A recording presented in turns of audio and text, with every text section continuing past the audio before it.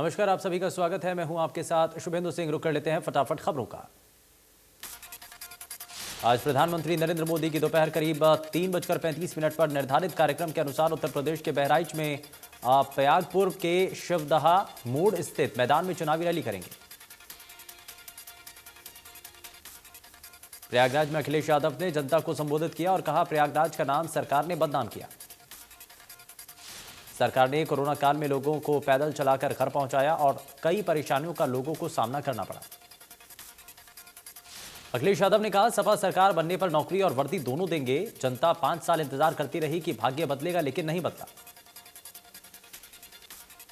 सपा के राष्ट्रीय अध्यक्ष अखिलेश यादव प्रतापगढ़ जिले की 2 विधानसभा सीटों बाबागंज और कुंडा में कार्यकर्ता सम्मेलन को संबोधित करेंगे।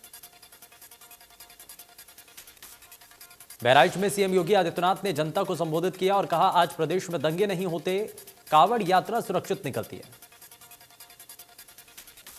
सीएम योगी आदित्यनाथ आज 4 जिलों में 5 जनसभाओं को संबोधित करेंगे। सीएम योगी अयोध्या, गोंडा, बाराबंकी, बहराइच में जनसभा को संबोधित करेंगे। योगी आदित्यनाथ शुक्रवार 25 फरवरी को प्रयागराज पहुंच रहे हैं। यहां रोड शो के अलावा वो एक चुनावी सभा को भी संबोधित करेंगे। मुख्यमंत्री योगी आदित्यनाथ 25 फरवरी को प्रयागराज में आयोजित रोड शो के पूर्व यमुना पार में 2 चुनावी सभाओं को संबोधित करेंगे। गुरुग्राम में नगर निगम की बैठक में पार्षदों ने हंगामा किया। प्री बजट में राय नहीं लेने पर पार्षदों ने नाराजगी जताई है। चंडीगढ़ के टैगोर ऑडिटोरियम में हरियाणा साहित्य पर्व का आयोजन किया गया, जिसमें मनोहर लाल ने शिरकत की है। वहीं कार्यक्रम में हिंदी, पंजाबी, उर्दू साहित्यकारों ने भी हिस्सा लिया। इस मौके पर सीएम मनोहर लाल ने साहित्यकारों को सम्मानित किया।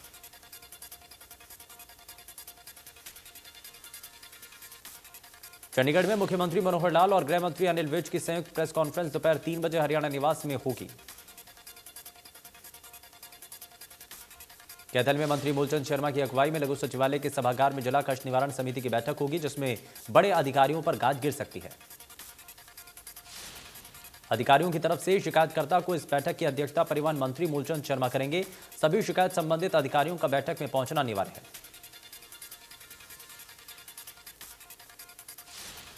चरखी दादरी में कृषि मंत्री जेपी दलाल कष्ट निवारण समिति की बैठक में पहुंचे। इस दौरान लघु सचिवालय परिसर में भारी पुलिस बल तैनात किया गया। रतला के गांव मोहना में जननायक जनता पार्टी के राष्ट्रीय अध्यक्ष डॉक्टर अजय सिंह चौटाला ने कहा कि मोहना को जल्द ही उपमंडल बनाने के साथ साथ विकास कार्य भी जल्द पूरे किए जाएंगे। अजय चौटाला का मुख्य उद्देश्य जनता की सेवा करना है। किसान आंदोलन में जेजेपी पार्टी को ही मुख्य रूप से टारगेट किया गया, जबकि सही मायने में इस्तीफा सांसदों का मांगा जाना चाहिए था। भिवानी में 25 से 27 फरवरी तक पशु मेले का आयोजन किया जा रहा है। कृषि मंत्री जेपी दलाल ने 3 दिवसीय मेले के आयोजन से संबंधित जानकारी दी। पशु मेले का उद्घाटन राज्यपाल करेंगे। वहीं समापन समारोह में सीएम मनोहर लाल शिरकत करेंगे। कृषि मंत्री जेपी दलाल ने कहा कि किसानों और पशुपालकों की आय बढ़ाने के मकसद से इस पशु मेले का आयोजन किया जा रहा है। देश में पिछले 24 घंटों में कोरोना वायरस के 14,148 नए केस सामने आए। 302 लोगों की मौत हुई। दिल्ली में कोरोना संक्रमण के मामलों में गिरावट जारी है। पिछले 24 घंटों में कोरोना से संक्रमण के कुल 583 केस सामने आए। प्रदेश में एक दिन में 508 नए मामलों की पुष्टि। 4 मरीजों ने तोड़ा दम। एक्टिव केस 2500 के पार।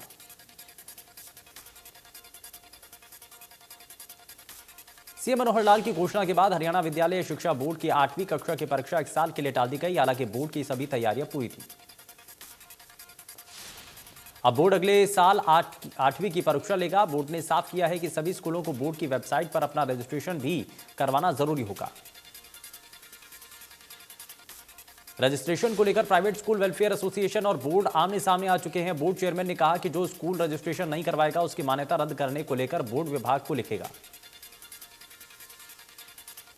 वहीं प्राइवेट स्कूल वेलफेयर एसोसिएशन का कहना है कि जब परीक्षा नहीं तो रजिस्ट्रेशन भी क्यों। उन्होंने कहा कि अब यह जरूरी नहीं है।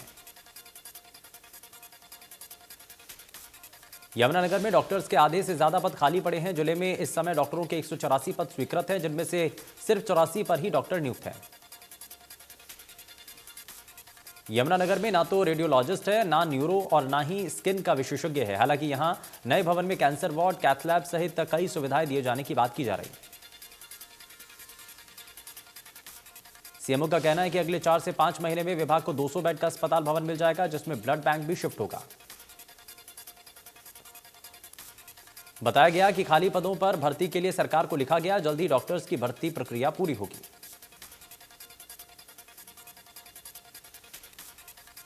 सोनीपत के मॉडल टाउन इलाके में स्वच्छ भारत अभियान को सरकारी स्कूलों में पलीता लगाया जा रहा है। जहां टीचरों के लिए बेहतरीन टॉयलेट बनाए गए, तो प्राइमरी स्कूल के छात्रों के लिए बनाए गए टॉयलेट में साफ सफाई व्यवस्था ठीक नहीं है। स्वच्छता अभियान को सरकारी स्कूलों में अधिकारी और टीचर ही पलीता लगा रहे हैं, जहां शिक्षा अधिकारी को समय समय पर व्यवस्थाओं का निरीक्षण करना होता है। ऐसे में जिला शिक्षा अधिकारी कार्यालय से बाहर झांक कर भी नहीं देखना चाहते। सरकार ने डिजिटलाइजेशन को बढ़ावा देने के लिए नई माइनिंग विभाग में ई रवाना सिस्टम शुरू किया, जिसके तहत खनन सामग्री की मात्रा में कोई पाबंदी नहीं है। दूसरी तरफ आरटीओ विभाग ओवरलोड वाहनों पर शिकंजा कसते हुए चालान कर रहा है, तो एंटी करप्शन सोसाइटी हरियाणा ने ओवरलोड और अवैध माइनिंग के खिलाफ कार्रवाई करते हुए सीबीआई जांच की मांग की है। सोसाइटी के अध्यक्ष का कहना है कि ओवरलोड वाहन इलाके में दौड़ रहे हैं, जो सड़कों को नुकसान पहुंचा रहे हैं। अधिकारी जांच के लिए आते हैं और ओवरलोड नहीं होने की बात कहते हैं। आरटीओ विभाग के सचिव का कहना है कि मोटर वाहन नीति के तहत ओवरलोड वाहनों के चालान किए जा रहे हैं। 6 से 7 लाख का चालान किया जा चुका है। 16 फरवरी की रात रेवाड़ी नारनौल मार्ग पर खोरी गांव के विश्वकर्मा मंदिर में सुबह जब भक्त पूजा पाठ करने गए, तो मंदिर की पूजा थाली को देखकर भौचक्के रह गए। किसी ने पूजा थाली में गलत चीज रख दी थी। सूचना आग की तरह पूरे क्षेत्र में फैल गई और जांगीर समाज के लोग मौके पर इकट्ठा हो गए, जिसके बाद लोगों ने भारी रोष जताया।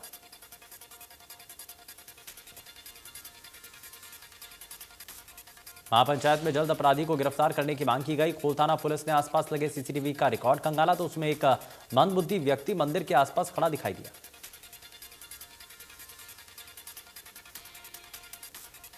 पुलिस ने गहनता से इस मंदबुद्धि व्यक्ति की छानबीन शुरू की। काफी तलाश के बाद व्यक्ति पुलिस को मिला, लेकिन जब गहनता से पूछताछ की तो सामने आया कि यह कोई मंदबुद्धि व्यक्ति नहीं, बल्कि गुरुग्राम का शातिर बदमाश है।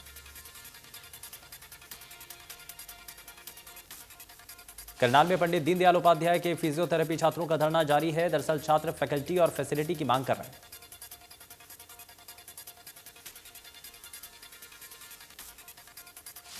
हिंदू संगठनों ने कहा कि हत्यारों के खिलाफ सख्त से सख्त कार्रवाई हो और अभी जो लोग फरार हैं उन्हें जल्द गिरफ्तार किया जाए। फरीदाबाद में भी बजरंग दल कार्यकर्ता की हत्या के विरोध में विश्व हिंदू परिषद और बजरंग दल ने पूरे प्रदेश में मुस्लिम आतंकवाद के खिलाफ रोष प्रदर्शन किया। फरीदाबाद में भी भारी रोष प्रदर्शन किया गया और मुस्लिम आतंकवाद का पुतला फूंका गया। प्रदर्शनकारी हर्षा के हत्यारों को फांसी देने की मांग की।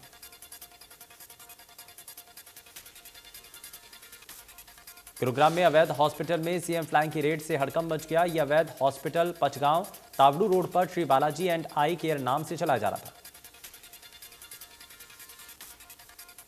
सीएम फ्लाइंग की रेड के दौरान नर्स, डॉक्टर समेत 10 लोगों का स्टाफ अस्पताल में मौजूद मिला। यह अस्पताल बिना परमिशन के चलाया जा रहा था।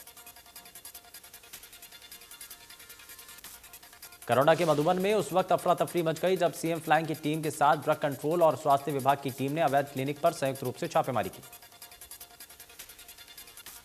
इलाके में झोलाछाप डॉक्टर द्वारा अवैध तौर पर क्लिनिक को चलाया जा रहा था। छापे के दौरान मौके से भारी मात्रा में एलोपैथिक दवाइयां, सिरिंज और इंजेक्शन मिले हैं।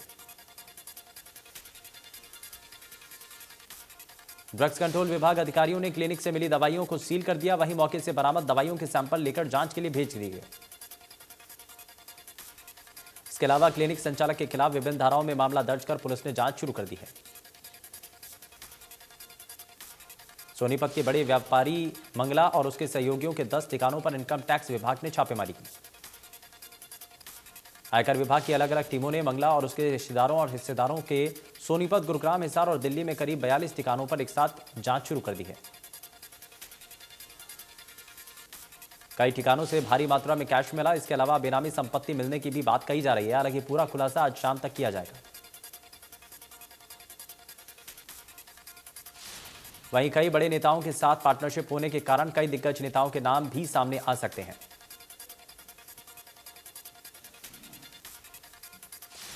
जींद में सफीदो रोड पर गोल्डन स्पा सेंटर पर मसाज पार्लर की आड़ में जिस्म फरोशी का धंधा चल रहा था। पुलिस ने रेड मारकर 3 लड़कियों और 2 लड़कों को मौके से गिरफ्तार किया। पुलिस ने अनैतिक काम करने की धाराओं के तहत थाने में मामला दर्ज किया। 2 से 3 महीने पहले ही स्पा सेंटर खोला गया था।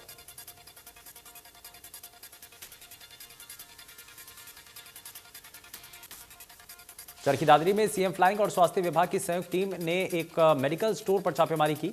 छापेमारी के दौरान मेडिकल स्टोर से लाखों रुपए की प्रतिबंधित दवाएं बरामद की। ड्रग विभाग की टीम ने दवाओं को जब्त कर लिया है और पुलिस को शिकायत देते हुए जांच शुरू कर दी है। सीएम फ्लाइंग को गुप्त सूचना मिली थी कि बस स्टैंड रोड स्थित एक मेडिकल स्टोर पर प्रतिबंधित दवाइयां बेची जा रही थी। सोना में खेती करने के तौर तरीके बदलने की दिशा में आत्मा के तत्वाधान में किसान मेले का आयोजन किया गया, जिसके तहत एग्रीकल्चर से जुड़ी विभिन्न योजनाओं की जानकारी दी गई। इस मौके पर अधिकारियों ने बताया कि किसान तभी आगे बढ़ सकते हैं जब वो नई नई तकनीकों का इस्तेमाल करें।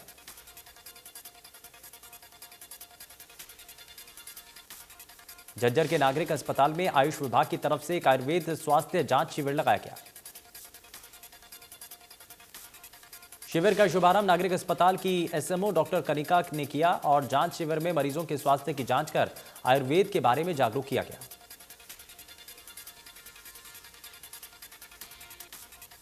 इंद्री की तहसील में नायब तहसीलदार और नायब तहसीलदार के पद खाली होने से लोगों के काम अधूरे पड़े हैं, जिससे आम जनता को परेशानी हो रही है। ग्रामीणों का आरोप है कि इंद्री तहसील में आरसी क्लर्क रजिस्ट्री मार्किंग कर देते हैं, लेकिन तहसीलदार के नहीं आने से रजिस्ट्री नहीं होती है।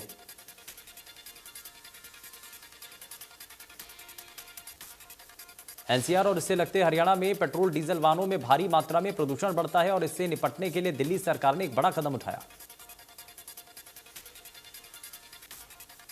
राज्य सरकारों ने निर्देश दिए हैं कि 15 साल से पुराने वाहनों को स्क्रैप किया जाए। मुख्यमंत्री मनोहर लाल ने भी अप्रैल 2022 से राज्य में इस नियम को सख्ती से लागू करने की बात कही है।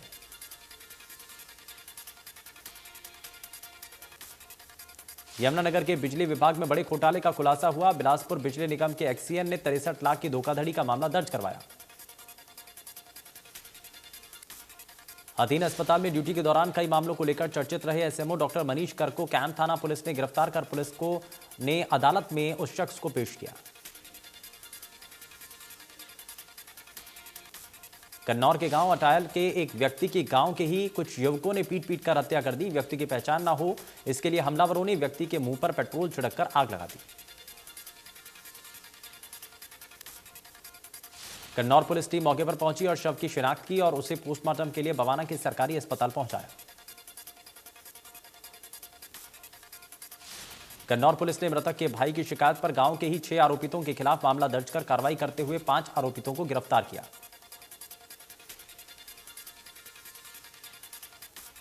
सोनीपत के कुंडली औद्योगिक क्षेत्र में बर्तन बनाने वाली फैक्ट्री में आग लग गई। सूचना मिलते ही फायर ब्रिगेड मौके पर पहुंची और आग पर काबू पाने की कोशिश की।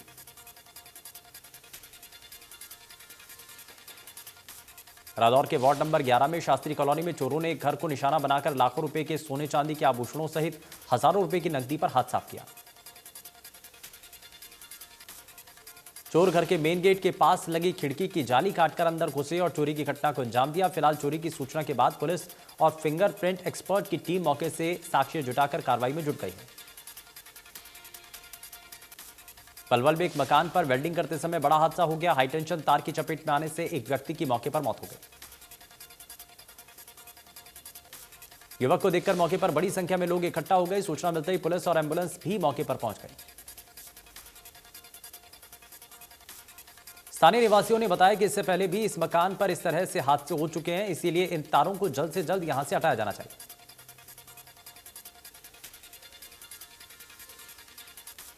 नांगल चौधरी का सीआरपीएफ जवान मां भारती की गोद में विलीन हो गया। आपको बताएं, एसआई धर्मेंद्र 2013 से सीआरपीएफ में सेवा दे रहा था, लेकिन लंबी बीमारी के चलते ऑन ड्यूटी उसका देहांत हो गया। राजकीय सम्मान के साथ उनके पैतृक गांव ढाणी बाड़ियां वाली नांगल चौधरी के वार्ड नंबर 13 में अंतिम संस्कार किया गया। फरीदाबाद के सेक्टर 30 में महिला हेड कांस्टेबल का संदिग्ध हालत में शव मिला, जबकि महिला के पति का फांसी के फंदे से झूलता शव मिला। महिला हेड कांस्टेबल अपने परिवार के साथ पिछले काफी दिनों से पुलिस लाइन में रह रही थी और एनआईटी थाने में ड्यूटी कर रही थी। महिला का 11 साल का बेटा भी है। घटना के दिन बेटा एग्जाम देने के लिए गया था। फिलहाल पुलिस ने दोनों के शव को सामान्य अस्पताल में पोस्टमार्टम के लिए भिजवा दिया। परिजनों के बयान पर कार्रवाई की जा रही है।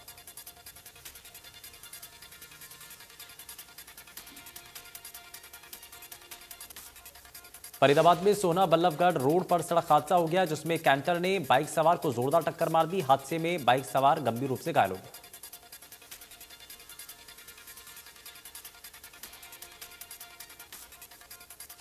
रूस के राष्ट्रपति व्लादिमीर पुतिन ने यूक्रेन के खिलाफ सैन्य कार्रवाई का ऐलान कर दिया। उन्होंने यह भी कहा कि यूक्रेन रूस के युद्ध को टाला नहीं जा सकता। राष्ट्रपति व्लादिमीर पुतिन के सैन्य कार्रवाई के ऐलान के बाद यूक्रेन में कई जगह धमाके सुनाई दिए हैं। यूक्रेन की राजधानी कीव पर क्रूज और बैलिस्टिक मिसाइल से हमला किया गया। व्लादिमीर पुतिन की तरफ से यह कहा गया कि रूस स्पेशल मिलिट्री ऑपरेशन लॉन्च कर रहा है। इसका लक्ष्य यूक्रेन का गैर फौजीकरण है। पुतिन की तरफ से यूक्रेन की सेना को कहा गया है कि वो हथियार डालें और अपने घर वापस लौट जाएं।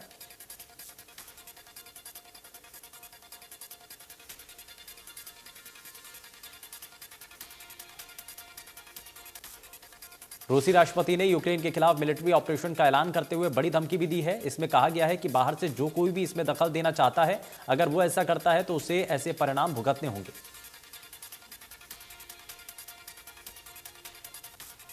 रूस यूक्रेन विवाद पर संयुक्त राष्ट्र में भारत के स्थायी प्रतिनिधि टीएस तिरुमूर्ति ने कहा कि हम तत्काल युद्ध टालने की अपील करते हैं। पुतिन ने यूक्रेन पर जंग का ऐलान कर दिया है। इस बीच अमेरिकी राष्ट्रपति जो बाइडेन ने कहा कि इस तबाही का जिम्मेदार रूस होगा। जो बाइडेन ने आगे कहा कि आज शाम व्हाइट हाउस से स्थिति की निगरानी करूंगा और अपनी राष्ट्रीय सुरक्षा टीम से नियमित अपडेट लूंगा। जो बाइडेन ने बताया कि वो कल सुबह अपने G7 समकक्षों से मुलाकात करेंगे, साथ ही अपने नाटो सहयोगियों के साथ समन्वय करेंगे।